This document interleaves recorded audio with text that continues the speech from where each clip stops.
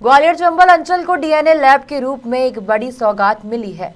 अब DNA test के लिए सैंपल सागर लैब भेजने नहीं पड़ेंगे।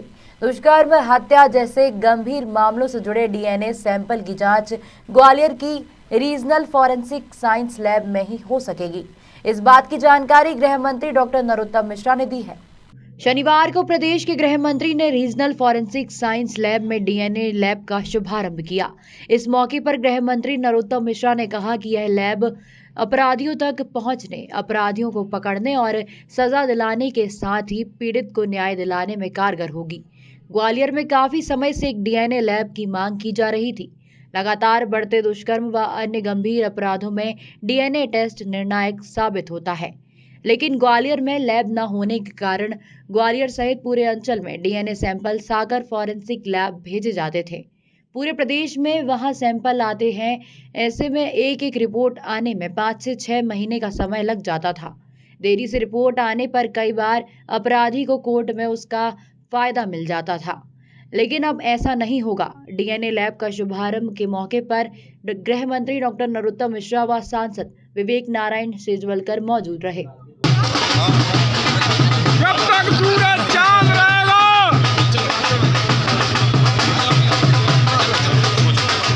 रतनवाला जिंदाबाद, रतनवाला जिंदाबाद, रतनवाला जिंदाबाद,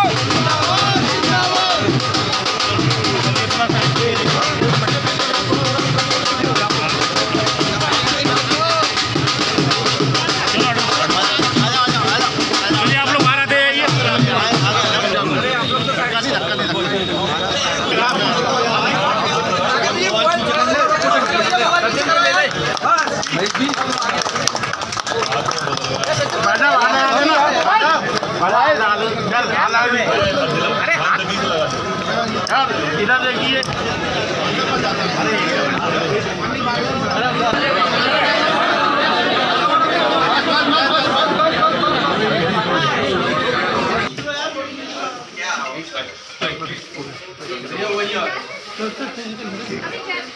भैया आज कितनी बड़ी सौगात मिली है ग्वालियर में। अत्याधुनिक डीएनए लैब हो रहा है। आजकल अपराधी बहुत ही शातिर वैज्ञानिक तरीकों का उपयोग करते हैं। इसलिए पुलिस के लिए इन्वेस्टिगेशन के लिए बहुत ज़रूरी है इस तरह के आधुनिक साधन उनके पास उपलब्ध हों। और मेरी जानकारी के अनुसार पिछले दिनों पार्लियामेंट में हम लोगों ने संशोधन भी किया था कि जो डीएनए टेस्टिंग जो है इसको करने की अभी तक अनुमति नहीं थी। पार्लियामेंट ने अनुमति दी है। तो मेरा मन है कि दृष्टि से आज का जो ये डीएनए लैब का उद्घाटन है बहुत महत्वपूर्ण है और ग्वालियर में ही नहीं पूरे अंचल में अनुसंधान के क्षेत्र में एक बहुत बड़ी क्रांति होगी और पुलिस जो है वो अपराधियों को सजा दिलाने में भी कामयाब हुई और पीड़ितों को न्याय दिलाने में कामयाब होगी। फोरेंसिक जांच में तेजी आएगी, काम में भी तेजी आएगी पुलिस के और बड़ा एक अच्छा प्रयास रहेगा। आपने सारी बातें कही वो सब सही है। लगभग 1200 प्रकरण मतलब हर महीने 100 प्रकरण यहाँ पर निराकृत होंगे। अभी मध्य प्रदेश में 600 प्रकरण हमारे होते। ये चौथी लैब है। आने वाले दिनों में हम जबलपुर में भी शीघ्र प्रारंभ करेंगे और उसके जबलपुर होते ही रीवा और रतलाम 2 जगह और इस तरह की लैब को प्रारंभ करने का है। सरकार की सहमति है। अभी हमने वैज्ञानिक अधिकारियों के 30 पद, 21 लैब तकनीशियन के और 25 लैब असिस्टेंट के और 44 वैज्ञानिक अधिकारियों के पदों की भर्ती की सहमति राज्य सरकार ने दी है।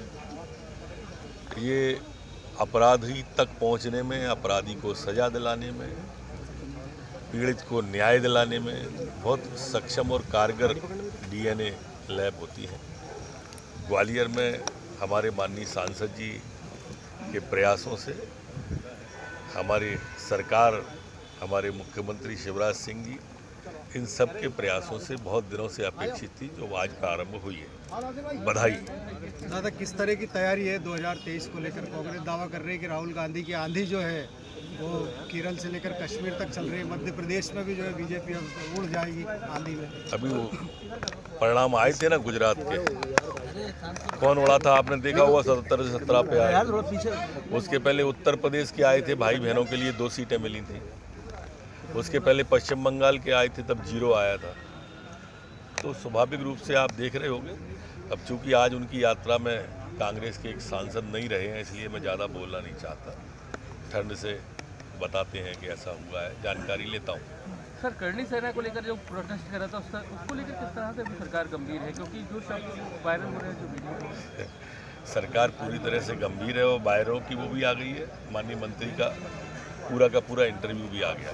2023 के लिए क्षेत्रीय पार्टियां एक्टिव होने लगी हैं। समाजवादी पार्टी 14 अप्रैल जो है महू में जा रही है, वहाँ शंखनाद कर रही है 2023 की तैयारी। कहीं चले जाएं, जहाँ के हैं वहीं कुछ कहीं के नहीं रहे। आप समाजवादी पार्टी की जिक्र कर रहे हो, उनका उत्तर प्रदेश में ही कुछ नहीं है। दूसरा, वर्तमान दौर देखो, व्हाट्सएप का, फेसबुक का, ट्विटर का, ये युग उसका युग है, इलेक्ट्रॉनिक संसाधनों का युग है।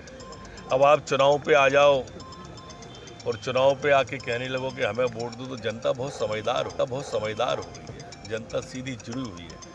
जनता जानती है कि आज भारतीय जनता पार्टी के पास वैश्विक नेतृत्व है और विश्व के अंदर भारत की ध्वजा पताका मोदी जी फहरा रहे हैं, भारतीय जनता पार्टी फहरा रही है। इसलिए बाकी के दलों को आप देख रहे होंगे सिमटते चले जा रहे हैं। कमोबेश यही स्थिति मध्य प्रदेश के 2023 में रहने वाली है। ये 10 साल से नेता प्रतिपक्ष लोकसभा में नहीं बना पाए। आने वाले कल में ये मध्य प्रदेश में भी नेता प्रतिपक्ष नहीं बना पाएंगे। आप तय मान के चलो। 16 और 17 जनवरी को एक बड़ी राष्ट्रीय कार्यकारिणी की बैठक होने वाली है, आप खुद उसमें शामिल होंगे। किस तरह से पूरी तैयारी इसको लेकर है? राष्ट्रीय कार्य समिति के बारे में मैं एक बिंदु हूँ, सिंधु नहीं हूँ। तब भी किस तरह 2023 के लिए उनकी तैयारी के बारे में सवाल गलत जगह कर रहे हैं। ठीक है।